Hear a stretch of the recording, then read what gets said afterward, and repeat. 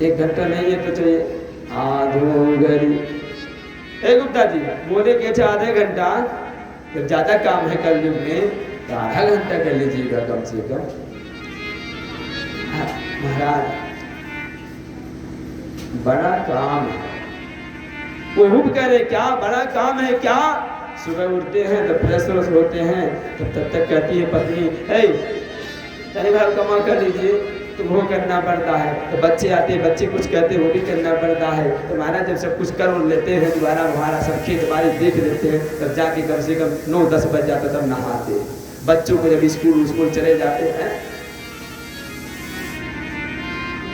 महाराज आधा घंटे से मिल जाता कम पड़ रहा, तब आधों में आधा कर दिए क्या बोल दिए कि आधों में पुनिया 15 मिनट का समय दिए। 1 घंटा से आधा घंटा के बाद 15 मिनट समय दीजिए, लेकिन ध्यान से। तब कहे मान लीजिए वो नहीं मिले तब गए तो बोले क्या? तुलसी संगत साधु की न समझ में आते कहीं सत्संग कर लो, और संत महात्माओं का सत्संग कर लो, साधु का संगत कर लो। न पूजा कर पा रहे हो तो कहीं थोड़ा सा कथा सुन लो, हो गया पूजक बराबर। भगवान का भजन थोड़ा सा कर लो, कहीं हो रहा है वो पूजक बराबर हो गया। तुलसी संगत साध के कटत कोट, इतना नहीं, थोड़ा सा नहीं, 1-2 नहीं, कटत कोट करोड़ों अपराध खत्म। सारे अपराध करोड़ों के अपराध आपके वहां क्षमा हो जाते हैं।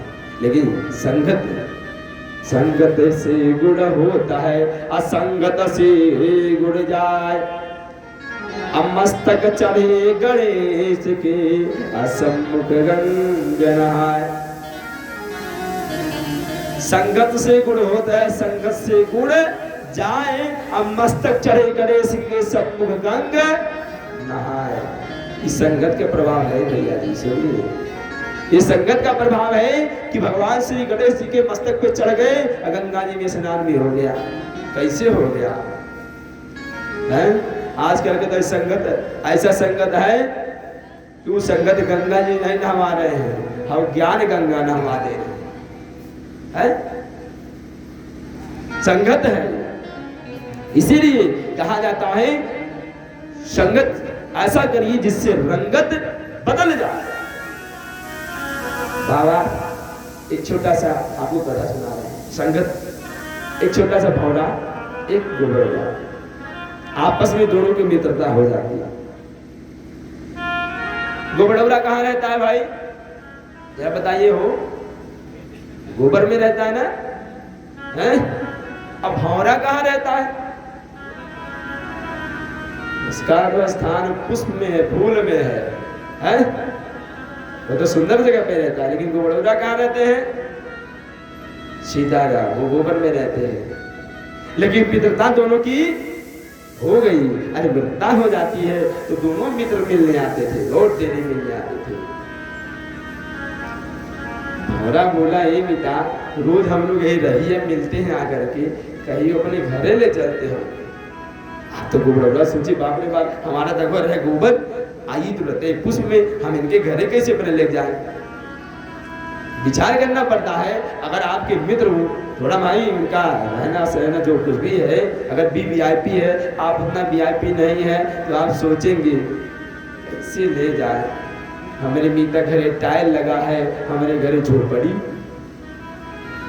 कैसे जमेगा बताए गुप्ता जी?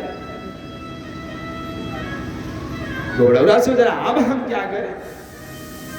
तो सोचा अच्छा एक दिन के मीता समय ले लो।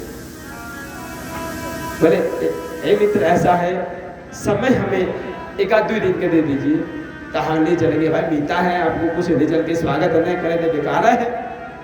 तो ठीक है भाई, गए घर पे। गोबरवा महाराज पहुंचे तो हमारी पत्नी जी से कहते हैं ए सुन नहीं है? क्या बात है? कह रहा हमारे मित्र कह रहे थे कि अपने घर पे ले चलिए। यानी कि जब इतना उनकी पत्नी गुरुग्राम महाराज की सुनती है तो कहती हैं हम सोच रहे हैं कैसे लेके आएंगे। तो उनकी पत्नी कह रही है आपको हम क्या बताएं, आपका बुद्धि नहीं काम कर रहा है, तो बताए क्या हम करें। अपने पत्नी से पूछे क्या कहते हैं। उनकी पत्नी कह रही है जब हमारे घर लागे लायक ना आई है तो पहले मी तक घरे ना जा पा रहे हैं कि लंबी तक घरे घूम आए। पत्नी वही होती है जो पति को पतित के रास्ते से बचा ले, उसी को पत्नी कहा जाता है। वो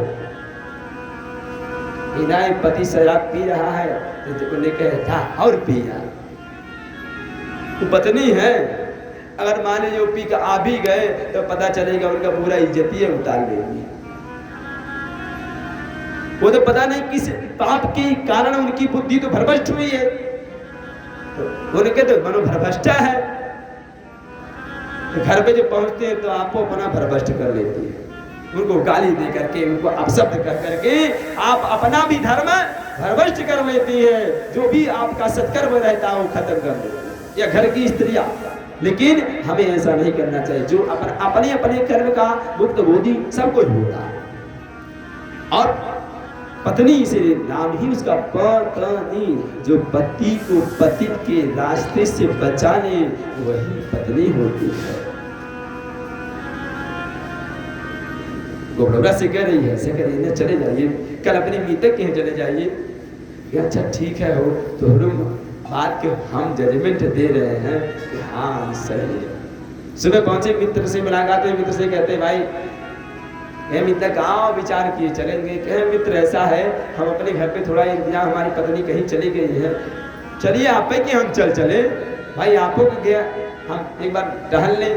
हाँ हमारे के आप चलिएगा। होना बोला भाई बिल्कुल चलिए, उसको कोई टेंशन नहीं था, चलिए। लेके चल दिए, लेके गए तो कहाँ भौरा रहता था राजा का एक तालाब था। उस तालाब में कमल के पुष्प खिले हुए थे और उसी कमल के पुष्पों में उसका गृह था, घर था, उसी में रहता था। इनको लेके पहुंचा, जब लेके पहुंचता है एक कमल के फूल में बैठा दिया। अब बताइए गोबर में रहने वाले कमल के फूल में जाके बैठ गए। झोपड़ी में सोने वाले उनको एसी में पहुंचा दिए इकट्ठा। अब बताइए जो झोपड़ी में है उसको एसी में पहुंचा दीजिए तो उसका क्या हाल होगा, जरा सोचिए। तो जैसे गोबड़ा महाराज पुष्प में पहुंचते हैं तब तक मीतस करे ये मीता बड़ा आनंद आ रहा है। अरे मित्र बड़ा ही आनंद मिल रहा है, ऐसा लग रहा है मानो कैलाश पर्वत से बिल्कुल ठंडी ठंडी हवा चली आ रही। अब मित्र से बातें करते करते महाराज वहीं सो गए। तो बड़ौदा महाराज सो गए। अब जैसे शाम हुआ, जैसे बंद होना शुरू हुआ, तब तक भौरा महाराज तो फूलों से उड़ गए दूसरे फूल में जाकर रस लेना शुरू कर दिए। ये तो सोए हैं। अब सोच रहे चलिए मीता सोए या सुबह जगा दिया जाएगा, कोई बात नहीं। अब रात हो गया, सुबह जैसे ब्रह्म मुहूर्त होता है 4 बजे, 4 बजा तो माली जो राजा का माली था और माली पहुंचा बगीचा में फूल तोड़ते तोड़ते पहुंचा था। सोचा अब कमल का भी फूल तोड़ लिया जाए है। तालाब में गया तो सारे तालाब में वही कमल का पुष्प नजर आया उसको। जैसे कमल का फूल देखता है वही कमल का फूल तोड़ लिया जिसमें गोबड़ा महाराज सोए थे। माली 4 बजे क्यों तोड़ने गया? क्योंकि रानी का पूजा करने का समय हो गया था। देखिए जो घर की स्त्रियां होती हैं, घर की स्त्रियों का काम है कि ब्रह्म मुहूर्त में जग जाए, है ब्रह्म मुहूर्त में जग जाए, ये घर की स्त्री का काम है। उठ करके अपने घर के कामों को करना चाहिए। अरे माताएं बहनी लोग एक भजन गाती है क्या, उठाया लबेला हो बहारा घर आंगना है, उठा लबेला हो बहारा घर आंगना, बाहर घर आंगना, बाहर घर आंगना, उठाया लबेला हो बहारा घर आंगना। ये माताएं लोग गाती है सुबह में जब उठती है। तो माताएं के लोग का काम यह है कि प्रातः काल में जब उनकी निद्रा भंग होती है तो निद्रा भंग होने की तदुपरांत में उनको ब्रह्म मुहूर्त में सूर्योदय से पहले माताओं को स्नान बना लेना चाहिए। सूर्योदय होने से पहले स्नान बनाने के बाद में उनको पूजा भी हो जाना चाहिए। रानी का वही काम था, रानी 4 बजे अपने 4:30 बजे तक नहा धो करके दर्शन माली से फूल लेके पहुंचा, दरबार में हाजिर किया। रानी जब पुष्प पाती है तो फूल लेकर के गई मंदिर में पहुंची, शंकर भगवान का मंदिर था। तो सर्वप्रथम अगर आप पूजा आप प्रारंभ करते हैं तो सर्वप्रथम पूजनी हमारे श्री गणेश जी। सर्वप्रथम देवताओं में पूजा भगवान श्री गणेश जी का किया जाता है। सर्वप्रथम पूजनी श्री गणेश जी ही है। अब यानी कि गणेश भगवान का सर्वप्रथम पहुंची डाली तो उनको ही लोटा जल अक्षत पुष्प ग्रंथ कमल का फूल वही गणेश भगवान माता जी गणेश भगवान के सूरों में से पकड़ा दिया। हला गणेश भगवान सूरों से पकड़ ले रहा है, वही सूर में ऐसे फूल खड़ा कर देती है। अब जो सूर में उनके लगाई तो पता चला गणेश भगवान के माथे पे जहां सोए थे माथे पर पहुंचा है। कमल का जो फूल का डंठल है वो डंठल उनको सूर में लगा दी, अब फूल माथे पहुंचा हुआ है। शंकर भगवान को जाके पूजा करती है, माता जी का पूजन करते हैं। सबका पूजन करने के बाद में रानी अपना घंटी उंटी बजा करके चली गई। अब जब सूर्य उदय हुआ था राजा का समय हुआ, जब 7 बजा तो राजा साहब चल दिए पूजा करने। जब पूजा करने राजा साहब चल दिए तो पता चल रहा है उनके पीछे सब लोग लग गए कि कोई पूजा का ताली, कोई फूल का, कोई चंदन का, कोई जलपात लेके जा रहा है। अब राजा मंदिर में पहुंचे, सब जल थमाए। जैसे ही जल बजे भाई प्रथम पूजनी गणेश जी है तो गणेश जी का राजा भी पूजा शुरू कर रहे हैं। लोटा का जल जैसे राजा गिरा रहे भगवान गणेश जी के माथे पे, तब तक जब माथे पर हरा हरा गिर रहा है तो जल धीरे धीरे फूल में भी जा रहा है। जब वह पुष्प है जैसे ही पुष्प में वह जल जाना प्रारंभ हुआ तब तक गोबड़ौरा महाराज की नींद खुल गया। अगर नींद खुला तब तक पता चल रहा है उस समय 7 बज गया था। सूर्य भगवान की रोशनी भी आ गई थी मंदिर में। आज जैसे सूर्य का भाई कहते हैं ना, जैसे कमल के फूल पे सूर्य की रोशनी पड़ती है वह धीरे धीरे खुलना शुरू हो जाता है। आज जैसे सूर्य का रोशनी पड़ा और जल पड़ा तब तक कमल का फूल खुल रहा है। आज जैसे थोड़ा सा खुला तब तक नींद भी खुल गया, ये झट से बाहर निकल गए। गोबड़ौरा महाराज निकल करके उड़ गए। अब उड़ करके देख रहे हैं कहा अगरबत्ती महक रहा है, पता चल रहा है भगवान के भोग लगा है मीठा, सब कुछ देख रहे हैं। उड़ करके घंटी बज रहा है।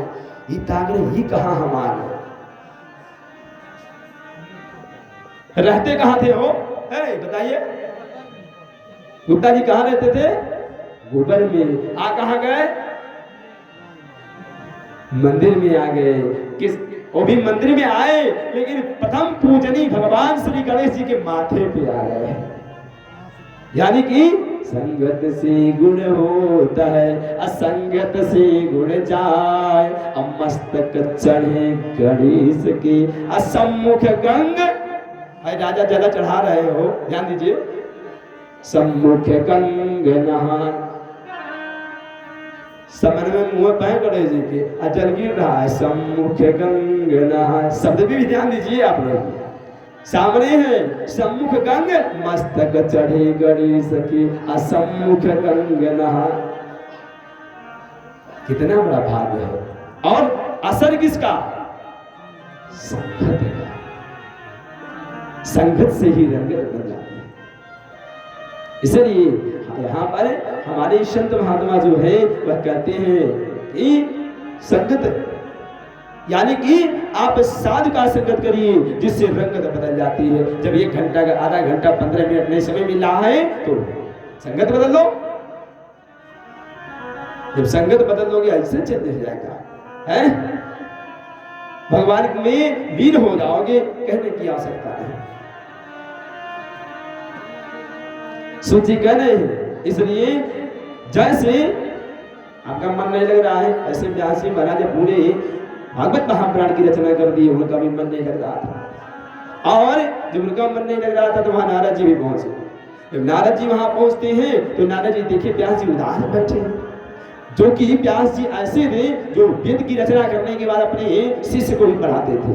उदास बैठे, क्यों गए जाकर के व्यास जी को पहुंचे। जब नारायण नारायण करते व्यास जी प्रणाम गए, हे नारद जी महाराज बैठे, आसन दिए, बाहर भी बैठिए, आसन दिए। और कहते हैं महाराज आपका दर्शन हुआ, हम धन्य हो गए। क्या, क्यों? तीर्थ नहाए एक फल, असंत मिले फल चार।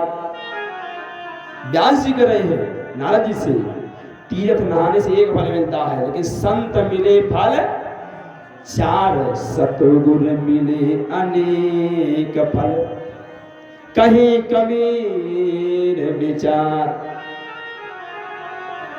अगर कहीं सतगुरु जो आपको अंधकार रूपी जो ज्ञान है उसको ज्ञान में परिवर्तित कर दे, आपकी जीवन का उद्धार करा दे, ऐसा मार्ग बता दे, ऐसा अगर गुरु मिल गया, ऐसा सदगुरु मिल गया, तो समझिए बहुत सारा फल मिलेगा, अनेकों तीर्थ का फल मिल जाएगा, कहीं कबीर विचार। इसलिए महाराज आप मिल गए, हमें समझिए हमारा काम सिद्ध हो गया। नारद जी कहते हैं उदास क्यों थे महाराज, क्या कारण है? कहते महाराज हमको भी यही नहीं पता चला हम उदास क्यों। उदास का कारण क्या है कुछ पता नहीं चल रहा है। तो कहने लगे आखिर कारण क्या होगा? नारद जी कहें भाई जब तक हरि का आप गुणगान नहीं करेंगे तब तक आपकी उदासी खत्म नहीं होगी, और हरि का गुणगान करना अति आवश्यक है। नारद जी कह रहे हरि का गुणगान होना जरूरी है। व्यास जी क्यों बताए? आइए थोड़ा सा नारद जी कहते हैं हम आपको अपनी पूर्व जन्म की कथा सुनाते हैं। नारद जी पूर्व जन्म की कथा बता रहे अपनी। अहम गुणात भवेभूतम मने दास्यम कया स्वेदवादिना। हे महाराज मैं एक दासी पुत्र था, अगले जन्म में दासी पुत्र था, जो कि हमारी माता एक छोटी सी दासी थी। अगर वो माता जी को मेरे संत महात्मा मिल जाए, ब्राह्मण मिले तो बड़ा सेवा करे। तो हमारे घर पे कुछ महात्मा लोग आ गए। व्यास जी से नारद जी अपनी कथा सुना रहे पूर्व जन्म की। हमारे घर पे महात्मा जी आ गए। महाराज महात्मा जी आ गए तो हमारे घर पे महात्मा जी कम से कम 2 माह से 2 महीना तक रह गए। और वह हमारे घर पे जब थे एवा भावनम भगवान वासुदेव संवेदस, श्री भगवान वासुदेव की वह गुणगान किया करते थे। और इतना नहीं, एकदा निर्गतां चैव, वह प्रत्येक दिन भगवान की भजन किया करते थे, कथा सुनाया करते थे। ऋषि महात्मा उनकी माता जी भोजन बना के भंडारा बजाया करती थी और उनका सेवा बंदन। नारद जी भी कह बोले कि उस समय हम 5 साल के थे और हम भी सेवा में लग गए। माता जी हमारी सेवा करे तो हम बाबा लोग के कमंडल लेके ढोड़ते थे, साथ में लग जाते थे। उनको नहवाना धोवाना है, कपड़ा धुलना, सब काम हम भी किया करते थे। और इतना नहीं, नारद जी कहे हमारी माता जी सबसे बड़ी दयावान। वो बाबा लोग जो भोजन कर लेते थे, जो पत्तल में बचता था, पत्थरों में एक जूठा सबके झाड़ ढाल करके इकट्ठा करके हमको देती थी हमारी मैया, और वह हम प्रसाद पाते थे। नारद जी कह रहे व्यास जी से महाराज लेकिन बड़ा आनंद आता था, वह प्रसाद बड़ा ही आनंद देता था। और महात्मा ने जो थे वह सदैव भगवान का ही भजन संकीर्तन हमसे किया करते थे, जिससे हम भी उनके विज्ञान में थे। और बताएं इतना नहीं, गुणगान तो किया करते थे। नारद जी कहे बड़ी कृपा महात्माओं की थी कि चांद हम उनसे कृपा, उनसे महात्माओं से विनती की हमारी माता जी की कुछ दिन और रह जाए। बाबा ने हमारे है अभी अबोध है, थोड़ा आप लोग ज्ञान दे देंगे। तो पता चला 2 महीना के लिए आए थे, तो चातुर्मासेन व्यपीते 4 महीना बीत गया। एक दिन महात्मा जी लोग जाने लगे, एकदा निर्गतेंगे हम, सब महात्मा जाने लगे। जब सब महात्मा जाने लगे तो नारद जी गोड़ पकड़ लिए, नारद जी पैर पकड़ के रोने लगे, ए बाबा हम शरीर लेते चले, हम कैसे रहेंगे, ए बाबा भजनिया कौन सुनाएगा, ए बाबा किसका लंगोटवा हम धोएंगे, बाबा जला किसका करेंगे, नहवाएंगे किसको, बाबा हम नहीं रह पाएंगे। बाबा नारद जी महात्मा लोग का गोड़ पकड़ के रो रहे हैं कि हम रह ही नहीं पाएंगे, हम लोग को ले, हमको भी ले चलिए। हमने कहा माता जी पीछे पीछे, ए बाबा आप लोग हमारे घर आए थे, हम आप लोग को बताइए रहने के भोजन है, सब कुछ आपका सेवा बंदर 4 महीने किए, तो हमारे लड़कों का आप लोग सदुआ देंगे, एठो हमारा लड़का है यो आप लोग के संग चल जाए। ए बाबा ऐसा नहीं करिए कि हमारे एक लड़का है, हमारे इसी से जीवन पार होगा, तो आप इसको लेके चल जाएंगे तो बताइए हमारी नैया कैसे पार होगी। बाबा हे महात्मा जी की कृपा करिए। लेकिन नारायण जी कहे ना, ए बाबा हमारे माता जी की बात मत मानिए, हम मिले चले। बाबा लोग समझाए, चला सुनो, तुम्हारी माता जी अभी जब तक है तुमको कहीं जाना नहीं है, जब तक ये है कहीं जाने की आवश्यकता कदापि नहीं। इसलिए नदी मानो कुछ दिन रहो। मंत्र बता रहे हैं, एक मंत्र जब बना तो बताएं, उनको मंत्र बता दिए क्या, नमो भगवती तुभ्यम वासुदेवं धीमहि प्रद्युम्नाद निरुद्धाय नमः संकरणाय च। ए बालक यह मंत्र ले लो, यह मंत्र तुम जपना, उसके बाद में तब हमसे मिलना और तब हम बताएंगे तुम्हारी माता जी नहीं रहेंगी। नारद जी कहे सब सारी बातों का सब बात आकर के हमारे माता जी पे अटक जा रहा है। भगवान से कह रहे हैं प्रभु मेरे माता जी कहां से पीछे में लगा दी। नारद जी भगवान से विनती कर रहे हैं, भगवान हमारी माता जी जल्दी मर जाए तो बड़ा नहीं कहे। क्यों? आजकल के लोग सोचते हैं हमारा दादा माँ जल्दी से मर जाता है, पूरा खेत बाड़ी हमारे नाव से है, घर द्वार हमारे नाव से। लेकिन नारद जी वहां यह भाव उनका नहीं है। उनका भाव क्या है, हमारी माता जी का अगर प्राण अंत हो जाता तो हम जल्दी से माया छुट्टी पा जाते, हम वो घर द्वार छोड़ के बाबा लोग के शरण में चले जाते हैं, जाके हम भी भजन थोड़ा कर लेते हैं, क्योंकि भजन करने से ही मुक्ति मिलेगा। इसलिए जब तक भजन नहीं होगा तब तक मुक्ति नहीं मिल सकता। इसलिए हमें भजन करना बड़ा जरूरी है। कैसे? आइए दो बार हम आपसे भजन करते हैं ताली बजा के।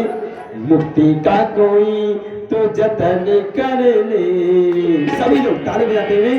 मुक्ति का कोई तो जतन कर ले, रोज थोड़ा थोड़ा हरि का भजन कर ले, रोज थोड़ा थोड़ा हरि का भजन कर ले, रोज थोड़ा थोड़ा प्रभु का भजन कर ले, रोज थोड़ा थोड़ा हरि का भजन कर ले।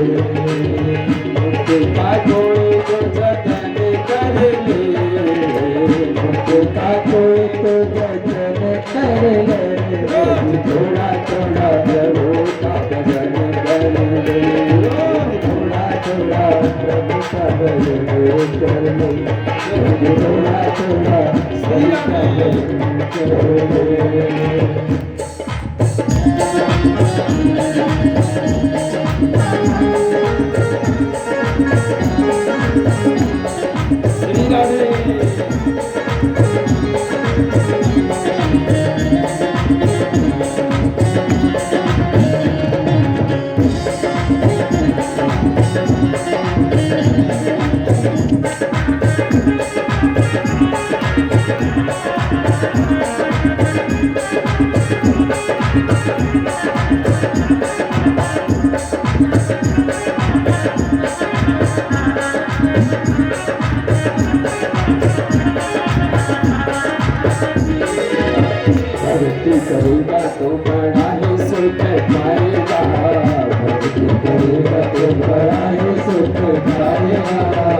भक्ति करेगा तो बड़ा ही सुख पाएगा, भक्ति करेगा तो बड़ा ही सुख पाएगा, भक्ति से आत्मा का बैल छूट जाएगा, भक्ति से आत्मा का बैल छूट जाएगा, आत्मा के साथ मन कर ले, आत्मा के साथ मन कर ले, थोड़ा थोड़ा हरि का भजन कर ले, थोड़ा थोड़ा हरि का भजन कर ले, थोड़ा थोड़ा प्रभु का भजन कर ले,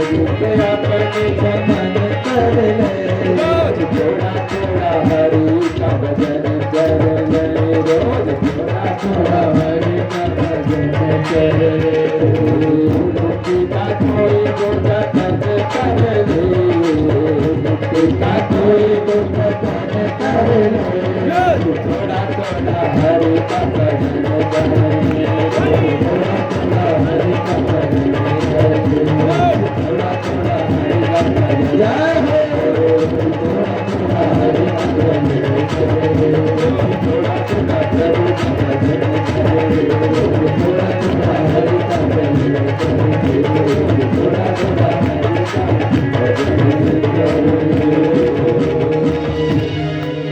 भजन कर ले। यानी कि इस मानव जीवन में जरूर थोड़ा भगवान का भजन होना जरूरी है। यानी कि वहां पर बताए कि नारद जी महाराज भगवान की भजन संकीर्तन में लग के इतना रोज भगवान का थोड़ा थोड़ा भजन करते रह गए और भगवान से मनाते रह गए कि हमारी माता जी जल्दी से मर जाए और ये माया छुट्टी पाए। अब नारद जी भगवान से मनाते थे, एक दिन हुआ क्या, माता जी की क्या कर रही थी, जा रही थी गाय धोने, गौ धोने चाहिए, यानी कि शाम का समय था, गाय धोने जा रही थी। एक घर से निकल के दूसरे जगह में जा रही थी, रास्ते में बीच में एक सर्प उनको डस दी। जब डस देता है तो उनकी माता जी का मृत्यु हो जाता। जब मैया का मृत्यु हो गया तो नारद जी बड़ा खुश हो गए, इतना प्रसन्न होते हैं, इतना प्रसन्न होते हैं कि नारद जी सोचे अब कितना हंस ले। गुप्ता जी, नारद जी सोच रहे कितना हम है हंस ले, काहे हमारे मन के हो गया ना हो। जरा सोचिए, अगर माता किसी के माता पिता मरते हैं तो उनको हंसी आएगा? हो सकता है हो वैसा? कोई हंसेगा? कोई नहीं। लेकिन नारद जी सोच रहे कि इतना हंसे कि हमारी आत्मा में संतुष्टि आ जाए। और नारद जी जब संभाल नहीं पाए तब हंसने लगे, जोर से हंसने लगे। पड़ोसी जब सुन रहे कि भाई कहा हो गया, उनके लड़का हो इतना कहा जोर जोर से हंस रहा है। देखिए, अगर किसी के घर पे मृत्यु हो जाता है, कोई मर जाता है, तो रोने की आवाज सुन के लोग आते हैं। लेकिन नारद जी की माता जी जब मरी तो नारद जी के हंसने की आवाज सुन के लोग आए। देखिए क्या बात है भाई, देख रहे नारद जी हंस रहे हैं जोर जोर से, और देख रहे इनके माता जी जहां प्राण निकला, जहां उनका शरीर गिरा वहीं गिरा ही रह गया है। और नारद जी जब देखे मेरी माता जी गिर गए, कुछ बोल लो नहीं, तब वो समझ गई चल रही है। यानी कि उनके समझ में तब में आगे चले गई है। क्या होता है, जब उनको ही पता चला मैया हमारी चल रही है, तो नारद जी हंस रहे तो सब लोग बोले जाए देखिए दशा देवी की माता जी का शरीर जब देख रहे हैं, पकड़ के दिन के माता जी का शरीर बिल्कुल ठंडा पड़ गया है। तो देख रहे हैं किसकी मैया तो मर गई। तो कह रहे लगता, तो सब लोग सोच रहे हैं अपनी मन में विचार के, लगता है ये बालक की दौरा आ गया है? ये बेचारा सदमे में चला गया है, इसको समझ में नहीं आ रहा है, क्योंकि छोटा है बालक है भाई। जाग गया उनको बताता, अरे बालक क्या हुआ, क्यों हंस रहे हो? अरे तुम्हारी माता जी मर गई है, क्या नहीं देख रहे हो? तो नारद जी कह रहे इसीलिए तो हंस रहे हैं। बेचारे पड़ोसी जो सोचे ये क्या कह रहा है, ये तो कह रहा है कि हमारी माता जी मर गई इसीलिए हंस रहे हैं। बोला कि मती मारी गई है क्या तुम्हारी? अरे भाई कोई माता पिता के मरने पे शोक मनाता है कि कोई हंसता है? क्या ये हम चाह रहे थे हो गया इसलिए हम हंस रहे कि तुम यही मना रहे थे का हमारी माई मर जाए? कि बिल्कुल हम भगवान से रोज मना रहे थे कि हमारी माता जी कब मरे और कब ये माया से छुट्टी मिले। यह सत्य ही, अगर माता पिता अपने पुत्र एवं पुत्री को, अपने बेटा बेटी को माया न बताए तो उनको माया समझ में नहीं आएगा। लेकिन पहले जन्म लेते ही जैसे जन्म लिए थोड़ा जानकारी हुआ, ऐसे इशारा किए, जब लड़का इशारे में हंस दिया तो वो तो नहीं, इशारा में धीरे धीरे वही इशारा में कहेंगे बाबू पापा है, इशारा में हम समझाएंगे। जब धीरे धीरे बच्चा और जानकार होगा तो कहेंगे वो पापा है, ये तुम्हारी मम्मी, ये तुम्हारा अंकल, ये तुम्हारा आंटी, और ये तुम्हारा इतना बड़ा घर, ये घर के पीछे जमीन। अरे गुप्ता जी कौन बताता है? हम ही नहीं बताते हैं, आप ही नहीं बताते हैं, तभी तो उसको जानकारी होता है। अगर उसी समय वो माया ने बता करके सीधे कहते हैं बाबू सबके मालिक भगवान,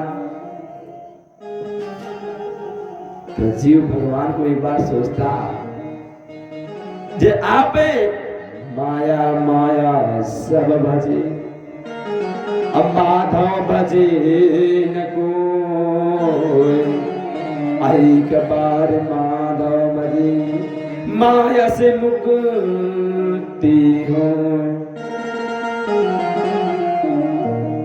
माया माया सब लोग भजते हैं, लेकिन माधव को कोई भजने वाला नहीं है। जो माया के पति है, भगवान श्री हरि मायापति है, उनको कोई नहीं भजता, जिससे माया आती है। और एक बार माधव भजे तो माया से मुक्ति हो।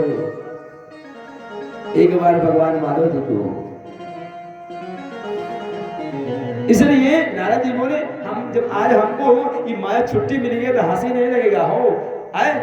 अगर सर पे कोई बोझा हो, बोझा उतर जाए तो आनंद नहीं आएगा। तो नारद जी जब इतना समझाए कि बोझा, तो लोग कहे तुम्हारी माता जी तुम्हारे सर पे बोझा थी का? क्या सबसे बड़ा बोझा? क्यों? भक्ति के रास्ते में बात थी। जो हम भक्ति भगवान का करना चाह रहे हैं, उस भक्ति के रास्ते में बाधा हमारी मैया थी, इसलिए हम जा रहे थे जल्दी जा। अरे बोला, अरे हम लोग तो पड़ोसी हैं, ठीक है, हम लोग समझ गए तुम्हारी भाषा, लेकिन और लोग आएंगे क्या कहेंगे, पगला गया है। तो नारद जी कहे तब क्या करें? नारद जी बोले बताइए करे क्या हम? कहे सुनो, क्या बताइए क्या करना चाहिए? जब किसी के माता पिता मर जाते हैं उसको क्या करना चाहिए? तो बोले देखो, जिसके माता पिता मर जाते हैं वो रोता है। नारद जी कहे ऐसा क्यों करता है कि उसका साथ में दोबारा होगा? तो नारद जी कह रहे हम तो रोना, हमारा मन नहीं कर रहा रोने के लिए। अरे मूर्ख, रो बने, वो सोएगा क्या कहेगा? तो नारद जी को ज्यादा प्रेशर उनको में पड़ता है, तब नारद जी जाकर के बनावटी वाला रोते हैं। बनावटी लोग कैसे रोते हैं जानते हैं? कैसे रोएंगे? आंख अपना दोनों हाथ से लगा लेंगे, आंख बंद किए रहेंगे, जो सब जाने के रो रहे हैं। यानी कि उसी प्रकार से नारद जी रो रहे थे। अब सोचिए, उनको रोने को भी बताना पड़ा। लेकिन क्रिया कर्म करवा दिए। कर्म करवाने के बाद भी नारद जी से सब लोग बोले सुनो, ये तो बच्ची को समझाना पड़ेगा, सब बताना पड़ेगा, कहीं जाना नहीं है, सब कर्म कर देना तभी कहीं जाना। नारद जी कहे अब तो और बच गए, कि माता जी हमारी चली गई तो पता चला अगर इनका कर्म नहीं हो जाएगा तब तक कहीं नहीं जाएंगे। ये पता चला 15-16 दिन और हमको और बजा दिया। अच्छा चलिए ठीक है भाई, चली तो गई, अगर होती पता नहीं कैसा बीतता। यानी कि जब कर्म कर देते हैं, कर्म करने के बाद में नारद जी महाराज कहा सब कुछ कर्म करने के बाद में वह महान मंत्र लेकर के नमो भगवते नमस्तुभ्यम, यानी कि यह महामंत्र लेकर के नारद जी चले जाते हैं और जाकर के उस समय तक वह मंत्र जाप करते हैं। मंत्र जाप करने के तदुपरांत में उसी स्थान में जितने महात्मा लोग इनको मंत्र दे करके गए थे वही महात्मा लोग आते बोले थे कि हम मिलेंगे आपको। तो अरे माता जी के जाने के बाद जैसे महात्मा जी वहां पर आए तो देखे ये अपना ओम नमो भगवते वासुदेवाय नमः इसी में नमा किए। पहुंचते ही क्या किए महात्मा जी? पहुंचते ही उनके हृदय पे हाथ रखते हैं। जैसे दाहिनी तरफ हृदय पे हाथ रखे महात्मा जी, तब तो पता क्या चलता है भगवान श्री हरि विष्णु का चतुर्भुज स्वरूप है। भगवान श्री विष्णु का चतुर्भुज रूप है, शंख चक्र गदा धारण किए हुए, पीतांबर पहने हुए, कानों में कुंडल वैजंती माला, उनके हृदय में नारद जी के दर्शन होता है। जैसे दिव्य उनका नेत्र खुला, जैसे दर्शन होता है नारद जी रोम रोम उनका प्रफुल्लित हो गया। अब तो निहाल रहे हैं, नेत्र उनका जो नेत्र है, आंख है बंद है, लेकिन आंख से अश्रुपात हो रहा है।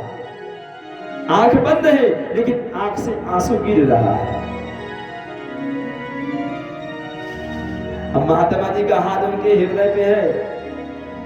थोड़ी देर जैसे ही दर्शन करते हैं महात्मा जी जैसे हाथ लगाए तुरंत क्या हुआ? कनेक्शन कट, लाइट भाग गया।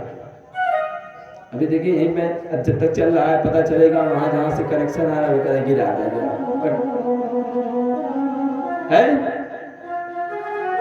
यानी कि जैसे महात्मा जी का हाथ हटा तब तक वह है जो झांकी इनके हृदय में बन रही थी वह झांकी गायब। अब तो नारद जी का नेत्र खुल गया। अब नेत्र खुला, अब नारद जी महात्मा जी सामने ही है लेकिन किसी को नहीं देख रहे। अब वो आंख खोल के सिर्फ वही मूर्ति निहार है और एक पागल की तरह जैसे एक प्यासा हो, बड़ी जोर से प्यास लगा हो पानी की तलाश में, इधर उधर भाग रहा हूं कि जल्दी से पानी मिल जाए ना, अन्यथा मेरा प्राण निकल जाएगा। ऐसा दशा नारद जी का वहां हो गया। नारद जी दौड़ के इधर उधर भागने लगे। वह मूर्ति गई कहां जो हमारे हृदय में भी वास कर रही थी। दौड़ने लगे और दौड़ करके नारद जी क्या कहते हैं, अब हमारा कोई संसार में नहीं है, जो है सिर्फ भगवान। जब उनके हृदय में आया दर्शन तो भगवान के ऊपर सब सौंप दिए। जब सौंप देते क्या, मेरा कोई ना सहारा बिन तेरे। नारद जी जब दौड़ने लगे इधर तो उनको कोई नहीं कुछ मिल रहा है। अतः भगवान से, उसी परमात्मा से जिसका हृदय में पास हुआ, उसी परमात्मा से निवेदन कर रहे क्या, मेरा कोई ना सहारा बिन तेरे, नंदलाल सवरिया मेरे, मेरा कोई ना सहारा बिन तेरे, श्याम सवरिया मेरे, मेरा कोई न सहारा बिन तेरे, नंदलाल सवरिया मेरे, मेरा कोई न सहारा बिन तेरे, घनश्याम सवरिया मेरे, घनश्याम सवरिया मेरे, घनश्याम सवरिया मेरे, नंदलाल सवरिया मेरे, नंदलाल सवरिया मेरे, मेरा कोई ना सहारा बिन तेरे, गोपाल सवरिया मेरे, मेरा कोई ना सहारा बिन तेरे, गोपाल सवरिया मेरे, मेरा कोई ना सहारा बिन तेरे, गोपाल सवरिया मेरे, मेरा कोई ना सहारा बिन तेरे, गोपाल सवरिया मेरे।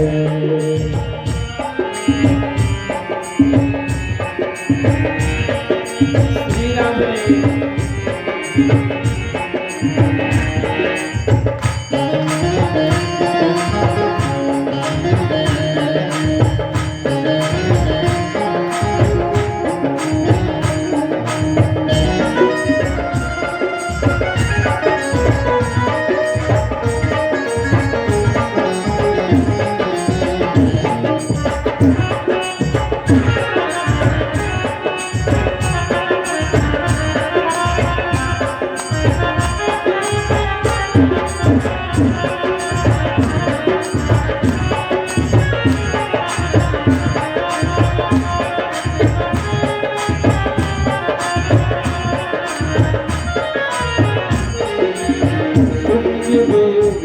अंदर में आए, मोहनी सा हर जीव जगाए, मोहनी सा हर जीव जगाए, तुम युग युग अंदर में आए, मोहनी सा हर जीव जगाए, मोहनी सा हर जीव जगाए, मोहनी सा हर जीव जगाए, दिल की दूर अंधेरे,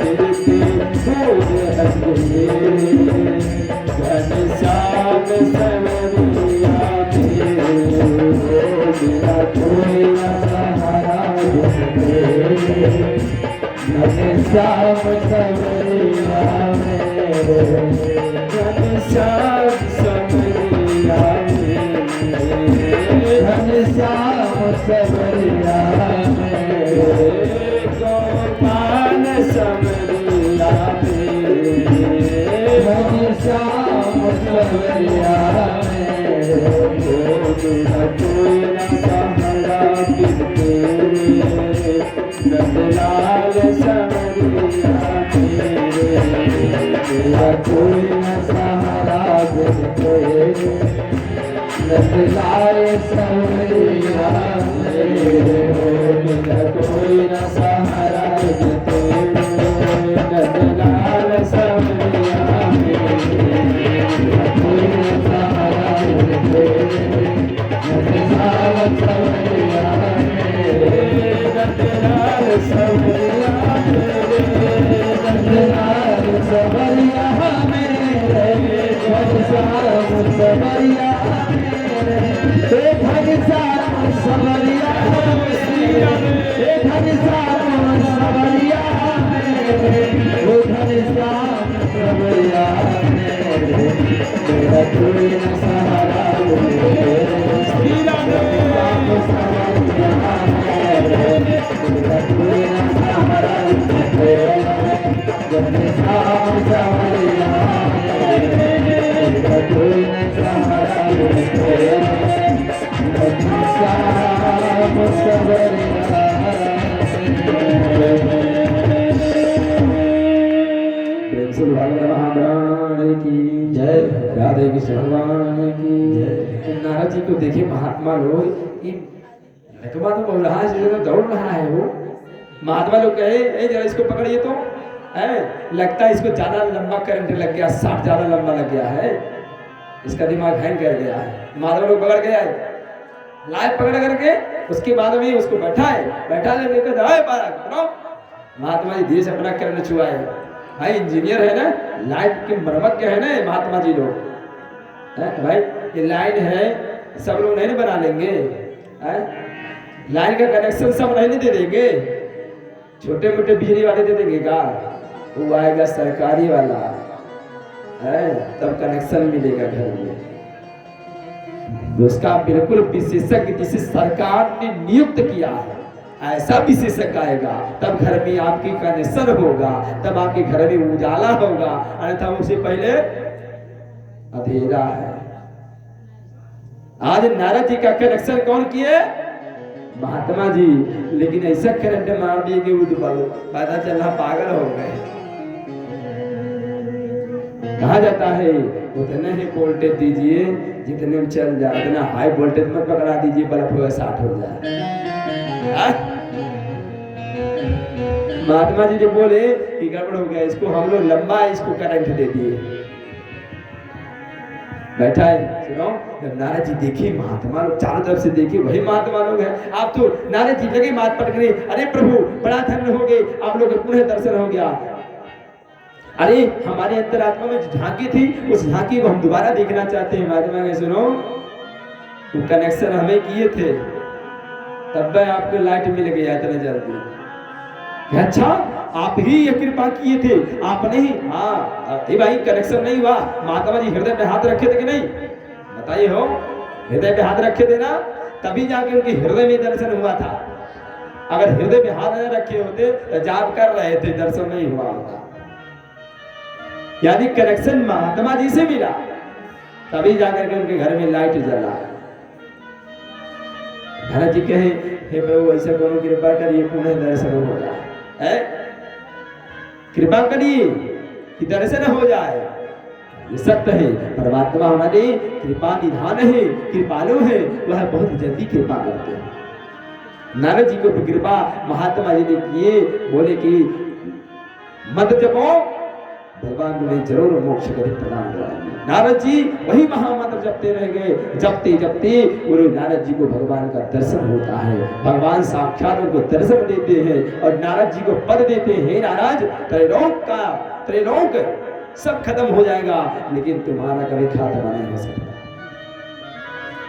जैसे हनुमान जी का चारों युग प्रताप तुम्हारा, वैसे नारद जी का भी चारों युग प्रताप तुम्हारा। नारद जी भी 4 युग में रहेंगे, यानी कि उनको भी भगवान ने वही वरदान दिया। क्यों? क्योंकि बड़े ही छोटे अवस्था से ही और संत महात्माओं के द्वारा, एक बात जान लीजिए, बिना माध्यम के भगवान नहीं मिलेंगे। यानी कि आपको कहीं न कहीं कनेक्शन जोड़ना पड़ेगा। अगर एक के बार में आप जाके वही 11,000 में जोड़ देंगे तो आपके घर का पूरा जितना लाइट वेट लगा रहेगा सब जल जाएगा, है जल जाएगा कि नहीं? तो उसके लिए 11,000 से छोटा वाला वो क्या कहते हैं ट्रांसफार्मर, छोटा ट्रांसफार्मर लगता है, छोटा ट्रांसफार्मर में से तो आपके घर में बिजली आता है। तो यानी कि वहां कनेक्शन वहां से यहाँ आया, यहाँ एक छोटा ट्रांसफार्मर लगाया गया तब घर में बिजली आई है। उसी प्रकार से अगर भगवान से हमें मिलना है तो भगवान का जहां कनेक्शन जुड़ा हो, जैसे कि संत महात्माओं से ब्राह्मणों से जुड़ा है कनेक्शन, तो वहां से छोटका से जाकर के छोटे पावर हाउस से यानी कि जाकर के वहां से लीजिए। अब बिजली कहाँ बन रही है, वहां बिजली आएगी आपके जिले पे, वहां बड़ा पावर हाउस बना है। उसके बाद में आपके क्षेत्र में बिजलीगंज में पावर हाउस बना है। उसके बाद में वहां पावर हाउस में से आ रहा है आपके यहाँ पावर हाउस पे। आपके पावर हाउस से पता चल रहा है आप यहाँ ट्रांसफार्मर मिल रहा है और ट्रांसफार्मर से आपका कनेक्शन है। उसी प्रकार से भी हमको भी रखना चाहिए जीवन में। अगर भगवान को मिलना है, भगवान को पाना है, तो हमें गुरु जरूर ढूंढना पड़ेगा। बिना गुरु के ज्ञान नहीं होता है, अब बिना गुरु के मोक्ष भी नहीं होता है। इसलिए नारद जी के जितने महात्मा थे वो गुरु बने गए। नारद जी को मंत्र दिए, आज नारद जी गुरु का मंत्र लेकर के आज उनको परम पद मिल गया। और नारद जी कहते हैं, हे महाराज, ऐसी ही भक्ति, ऐसी पावन भक्ति, ऐसा भक्ति आप भगवान का वर्णन करें जिससे जाके आपको संतुष्टि मिलेगा। व्यास जी महाराज जाकर के जब भगवान श्री कृष्ण का मंगलमय चरित्र वर्णन किए तब जाकर के उनके अंतरात्मा में संतोष हुआ, अन्यथा उससे पहले नहीं संतोष था। कहने लगी जो परमात्मा नारद जी को बताए वही परमात्मा स्वयं को बचाने वाला है, हर एक जीव को बचाता है। सूत जी कहते हैं ना सर्व आज ऋषि से हे महात्माओं, जिस कुल में जिस वंश में राजा परीक्षित जन्म लिए हैं उस वंश की मैं कथा जो करता हूं। जिस समय पांडव लोग अपने खुशी का, अपने जीत का खुशी मना रहे थे, जश्न मना रहे थे कि हम लोग जीत गए हैं, कौरव से कौरव परास्त हो गए हैं। उसी समय पूरे कौरव को सेना में सबको मार दिए। मात्र बचा हुआ था दुर्योधन, वही बचा था, बाकी सब मारे गए थे। और उनके मित्र अश्वत्थामा उनके मित्र थे। इधर खुशी का माहौल है, जश्न मनाया जा रहा है। उधर अश्वत्थामा जब आकर उस रणभूमि में देख रहा है, युद्ध भूमि में दुर्योधन पड़ा हुआ है और दुर्योधन ऐसी दीन दशा में पड़ा हुआ कि नहीं चल सकता न फिर सकता। तो वहां सौरभ ऋषि जी हमारे सूर्य से कहते हैं, प्रभु कैसी दशा में पड़ा था, आखिर दुर्योधन को कैसे मार दिया गया? हमने सुना है दुर्योधन का पूरा शरीर वज्र की समान कठोर था, ऐसे कैसे हो गया? ये सत्य है कि उसका शरीर वज्र के समान कठोर था, लेकिन परमात्मा है। सब ही नचावत राम गोसाई, अनाचत मदर मरकट के नाई। सबको नचाने वाला है परमात्मा, वही सबको जन्म देता है, वही सबके मृत्यु का कारण भी बनता है। मारने वाला है भगवान, बचाने वाला है भगवान। अगर उनका शरीर वज्र के समान कठोर था तो मारने का उपाय भगवान ने बना के रखा। कैसे? जिस समय दुर्योधन से और भीम से गदा युद्ध हो रहा था, जब भीम जी महाराज एक गदा मारे दुर्योधन को, तो उसका गदा शरीर पे लगते ही जा करके 10 कदम दूरी पे छटक के गिर जाता था। आज जब दुर्योधन एक गदा मारता था तो महाराज भीम से इसको पसीना छूटता था। भगवान से आके कहे, प्रभु वो एक गदा मारता तो हमको पसीना छूट जाता है, हम एक गदा मारते तो हमारा गदा हमारे हृदय में छूट जाता है। ऐसा क्यों? ऐसा क्यों? आखिर कुछ कारण है? बोले कि हाँ कारण है, उसका पूरा शरीर वज्र के समान है। कैसे? उनकी माता जो थी बहुत बड़ी सती थी और उनको वरदान था, तो आप एक बार अपने जीवन में जिसको चाहेंगी आप उसको अमर कर सकते हैं। तो भाई कोई भी चाहेगा तो चाहेगा हम तो अब जाने वाले हैं, हमारा बेटा आने वाला है, वो अमर हो जाए सबसे बढ़िया है। क्योंकि मैया बोली कि हमारा बेटा अमर हो जाएगा, बड़ा सही रहेगा। अपने पुत्र से बोली, हे पुत्र एक बार, दुर्योधन से बोलती है, हे पुत्र एक बार तुम नंगे अवस्था में, नग्न अवस्था में मेरे सामने आ जाओ, मैं तुमको एक बार देख लूं, जिससे तुम्हारा शरीर वज्र के समान हो जाएगा, तुम्हें कोई मार नहीं सकता, तुम्हें कोई परास्त नहीं कर सकता। जब इतना बोली तो दुर्योधन सोचने पड़ जाता है क्या करे, जाए कि न जाए। फिर भी वो सोचने लगा कि हम अगर चले जाएंगे तो मेरा शरीर वज्र के समान हो जाएगा, कोई मार नहीं सकता। अब दुर्योधन विचार करके अब चल देता गया, नग्न अवस्था में नंगे होकर के जाकर के माता के सामने जैसे खड़ा होता है, तो माता को जब देखा नौजवान बेटा है, जब माता के सामने नंगा पहुंचेगा तो क्या शर्म नहीं आएगी, लज्जा नहीं आएगी? नौजवान बेटा है। जैसे दुर्योधन का दृष्टि माता के ऊपर पड़ता है, माता की दृष्टि जैसे ही पड़ी हुई वह पांव से देखना शुरू करती है। अब जैसे पांव से देखना शुरू करती है, जब इसका दृष्टि माता के ऊपर पड़ा, जैसी माता के ऊपर दृष्टि पड़ता है, इसको लज्जा आ जाती है। लज्जा आती है, वह तुरंत क्या करता है, अपने तन को ढक देता है। जैसे तन को ढकता है तो जंघा का जो जोड़ है, तो जोड़ के स्थान पे दृष्टि नहीं पड़ा, जिससे दुर्योधन का जंघा कमजोर हो गया। उसके जंघे में कोई दम नहीं था, बाकी सब वज्र के समान कठोर था। तब भगवान छैया जी इशारा किए, क्या देख रहे हैं, वही जगह है जोड़ स्थान। जंघा का जो जोड़ स्थान है, जहां हड्डी जुड़ी होती है, जहां से मैंने घूमता है, उसी स्थान पे जैसे ही भीम को पता चलता है, खींच करके एक गदा जैसे जंघा पे मारते हैं, तुरंत दुर्योधन का जंघा टूट जाता है। और जैसे जंघा टूटता है, दुर्योधन गिर जाता है और दूसरी गदा उठा के प्रहार करता, दूसरा जंघा टूट जाता है, दोनों जंघा तोड़ दिए। अब सोचिए, जब दोनों जंघा टूट गया, अब कैसे युद्ध करेंगे? अब उस रणभूमि में, इतनी बड़े रणभूमि में, जहां पर लहासों का ढेर लगा हुआ है, और महाराज वहां गंगा नहीं, वहां खून की गंगा बह रही है।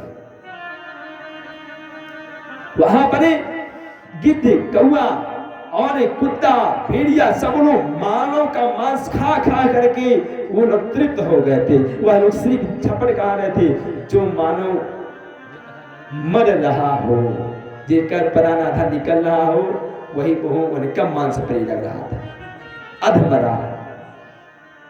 तो उस समय वहां पर अधमरा कौन था? दुर्योधन। दुर्योधन का प्राण निकला नहीं था, जंघा टूट गया था। जब वहां गिद्ध, कौआ, उल्लू देखते हैं दुर्योधन को, तो जिंदा था, तो गिद्ध, कौआ, उल्लू दौड़ करके आते हैं, इसके दुर्योधन को मांस को निचोड़ निचोड़ के खाने लगते। अब दुर्योधन अपने हाथ से दूर कर रहा है, हटो, दूर हटे जाओ, लेकिन कोई सहायता करने वाला नहीं है। आज दुर्योधन अपने कुकर्मों को याद कर रहा है कि हमने अपने जीवन में कितना कुकर्म किया, अपने आप को मैंने माननी समझा। जब तक मेरा राज था, हमने अपने आगे किसी को समझा कुछ नहीं। उसी का आज फल मिल रहा है। और हमने अपने जीवन में बहुत राजपाट फैलाया, क्या बहुत पसरा मत करो, करिए थोड़ी आस, अब बहुत पसारा जिन किया, वो भी गए उदास। जो बहुत पसार के रख लिए, बहुत ज्यादा फैला लिए, वो भी उदास गए। कोई भी यहां से लेके कुछ नहीं गया। आज वह सोच रहा है कि अपने जीवन में मैंने बहुत कुकर्म किया। हमने बीच भरी सभा में एक स्त्री का हमने लाज नहीं बचने दिया। हम उसके लाज को बिल्कुल पूरे संसार के सामने नंगा कर रहे थे। उसी का फल है अनेकानेक वह, यानी कि अपने मन में अनेकानेक प्रकार की भावना सोच रहा है, सब पाप का फल है। और उसी समय अश्वत्थामा पहुंच गए, जब देखे हमारे मित्र की ऐसी दशा तो बचा तो नहीं सकते, लेकिन कहे मित्र चिंता मत करो, तुम्हारे यह कष्ट का मैं बदला लूंगा। वो बदला लेने कैसे पहुंचे, उधर खुशी का माहौल बन रहा है, इधर पहुंच गए अश्वत्थामा पहुंच करके क्या किए, तुरंत जहां पर पांचों पांडव सोते थे वहीं जाकर के पांचों पांडव के पुत्र सोए थे। यह जाकर के क्या करते हैं, पांचों पांडव के पुत्र को सर काट करके लेके चले। जब सर काट के लेके आए, पहुंचे दुर्योधन के सामने, कहते हैं मित्र मैं तुम्हारे कष्ट का बदला मैं ले लिया, देखो पांचों पांडवों का मैं सर काट के लाया। जैसे सर सामने रखते हैं, जब दुर्योधन देखता है वो तो छाती पीट के रोने लगा। क्या कहने लगा, अरे मित्र तुमने क्या कर दिया, हमारे वंश में हमारे कुल में तो कोई रहा नहीं, अगर मेरा यह दूसरा कुल है, मेरे दूसरे कुल में अगर कोई मेरे वंश को चलाने वाला था, हमारे कुल में कोई हम लोग को अगर उद्धार करने वाला था, ये पांचों पांडव के पुत्र थे, आपने तो उनका भी वध कर दिया। देखिए जब मृत्यु नजदीक आती है तो सत्य का ज्ञान होता है। आज दुर्योधन को भी सत्य का ज्ञान हो गया है। वह कह रहा है कि हमारे वंश को उद्धार करने वाले थे, हमारे वंश हमारे कुल के थे, आप इनको भी मार दिए, आपने क्या कर दिया। अब जब इधर द्रौपदी आती है, देखती है क्या हमारे पुत्र का सर कटा, द्रौपदी चिल्ला के रोने लगती है। तो द्रौपदी का आवाज सुनते हैं तो पांचों पांडव दौड़ के आते हैं, देखते हैं क्या हुआ। द्रौपदी रो रही, क्या कृष्ण कृष्ण महाभागो भक्ता भयंकरा तमे ददाम पावा स्वर्गे से सर्दे। यानी कि भगवान श्री कृष्ण को, हरे भगवान हे कृष्ण जी हे कन्हैया बचाइए, बच्चे लगते हैं बचाइए, ये क्या हो गया मेरे साथ, ऐसा अनर्थ कैसे हो गया, मेरे पांच पुत्रों की हत्या कर दी गई, असर भी नहीं है। अर्जुन पहुंचे, सब भीमसेन नकुल साथी सब पहुंचते हैं, पहुंचकर देखे ऐसी दशा देख करके सब दुखित होते, ये कैसे हो गया। अर्जुन कहते हैं देवी चिंता मत करो, तुम्हारे पुत्र के जो भी हत्यारा होगा, तुम्हारे पुत्र का जो भी मारने वाला होगा, मैं भी उसको प्रत्यक्ष दूंगा, और लेकिन तुम्हारे सामने ला करके मैं तो लड़ूंगा, लेकिन उसको मैं बांध करके तुम्हारे सामने लाऊंगा, तब मैं मारूंगा। अर्जुन जी महाराज रथ सारथी लेके चल देते हैं।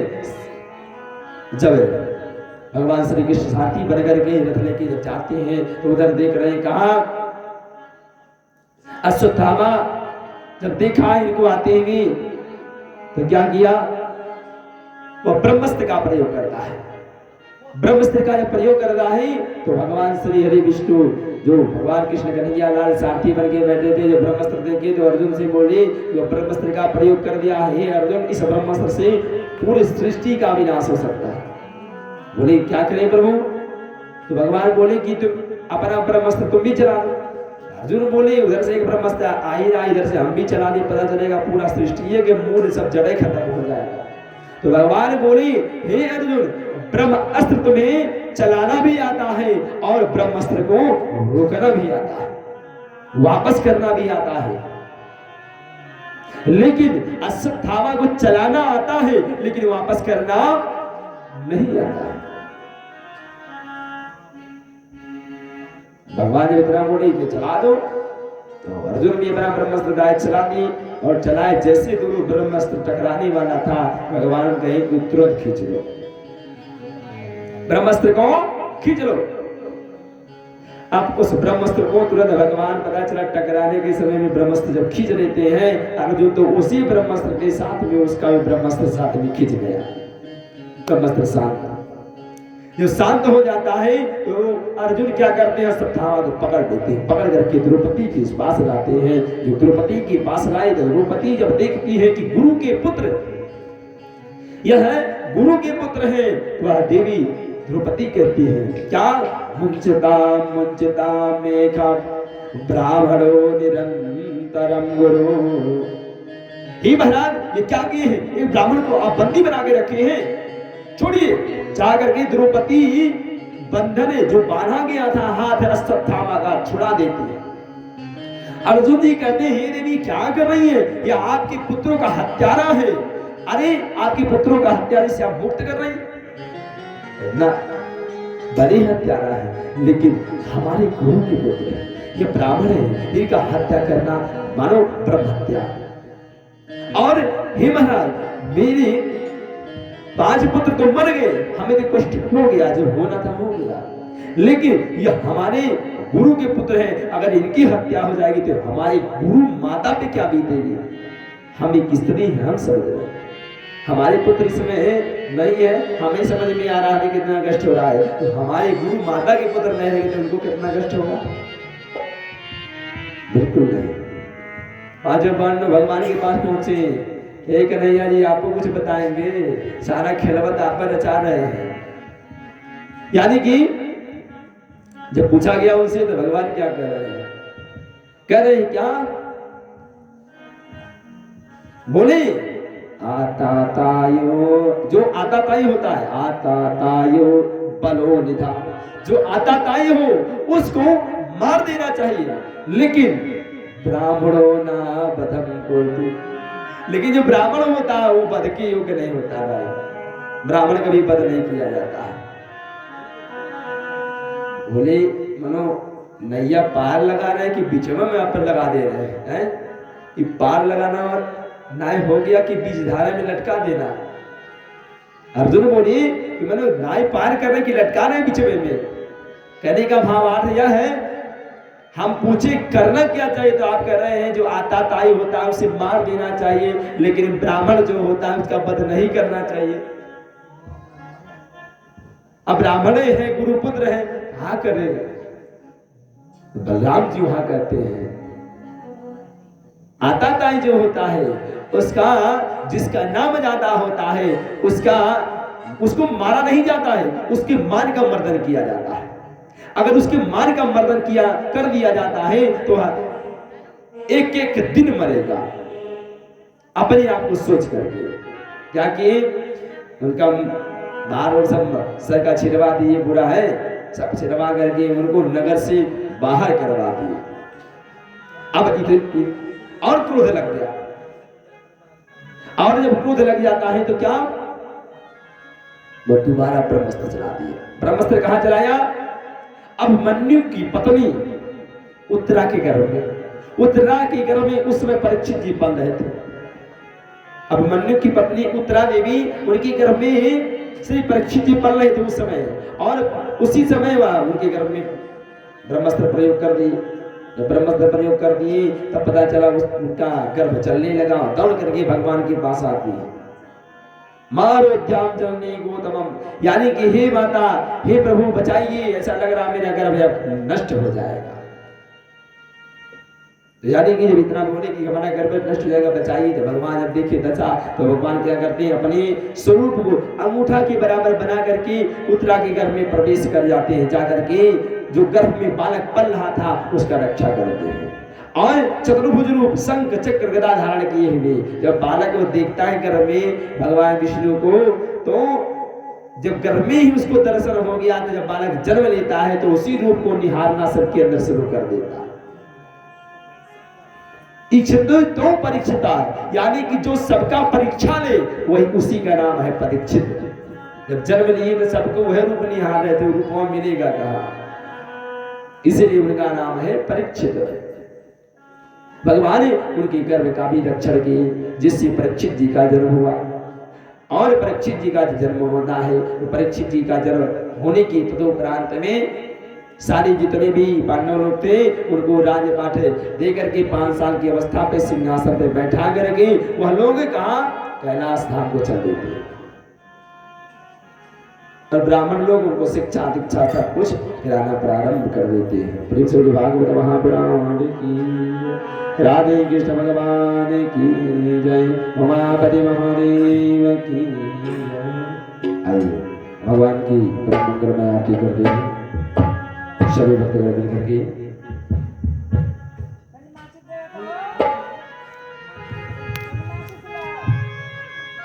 बड़े माता पिता